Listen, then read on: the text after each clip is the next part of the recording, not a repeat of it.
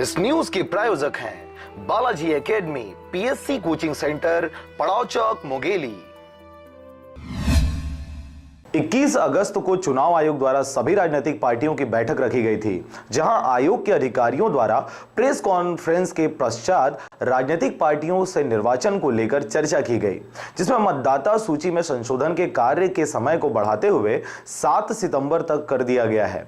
18 वर्ष के आयु के व्यक्ति जिनका नाम अभी तक मतदाता सूची में नहीं जुड़ पाया है, वे अब 7 सितंबर तक नजदीकी मतदान केंद्रों में अपना नाम जुड़वा सकते हैं। आपको बता दें कि पूर्व में मतदाता सूची के संशोधन व नाम जोड़ने के कार्य 31 अगस्त तक चलना था, लेकिन चुनाव आयोग द्वारा 7 सितंबर तक का समय बढ़ाया गया है।